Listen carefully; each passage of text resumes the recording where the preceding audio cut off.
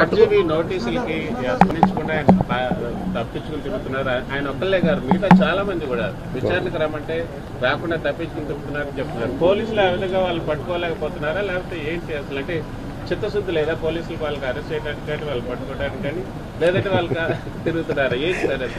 Let the police do their job, let me do my job. నా పని నేను చేసుకున్నాను, వాళ్ళ పని వాళ్ళు చేయాలి కదా. గత గవర్నమెంట్ లో అయితే ఎక్కడున్నా కూడా పట్టుకొచ్చేవాళ్ళు. అవునా? చెప్తున్నారు వాళ్ళు ఢిల్లీ నుంచి కూడా పట్టుకెళ్ళిన సందర్భాలు ఉన్నాయి. అలా అనిపించట్లేదా ఇప్పుడు? ఇప్పుడు చంద్రబాబు గారి మీద నందిగామలో దాడి చేసిన వాళ్ళు సింపుల్ గా కోర్టుకు వెళ్ళి వచ్చి మేము బయటకు వచ్చేసామని చెప్పి కాలర్ ఎగరేసుకునేటువంటి పరిస్థితి కనిపిస్తా ఉంది. సో ఎట్లా అంటే నేను ఒకటి లా అండ్ ఆర్డర్ హోమ్ నేను చేయట్లేదు. సో మీరు ఇది అడగాల్సింది మీరు ముఖ్యమంత్రి గారిని అడగాలి. కూటమి ప్రభుత్వం కాబట్టి కరెక్టే. అలాగే ఇప్పుడు నేను పంచాయతీ రాజ్ గురించి అడిగితే నేను చెప్పగలను.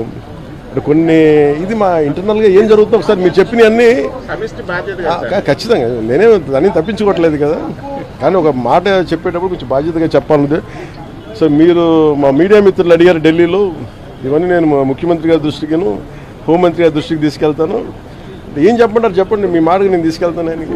అంటే మిమ్మల్ని అంత ఇబ్బంది పెట్టినప్పుడు, అంత ధైర్యంగా ఆంధ్ర పోలీసు ఉన్నప్పుడు ఈరోజు ఆంధ్ర పోలీసు ఎందుకు తట్టుపాయిస్తున్నారు అడగాలి కదా, ఖచ్చితంగా అడుగుతాను.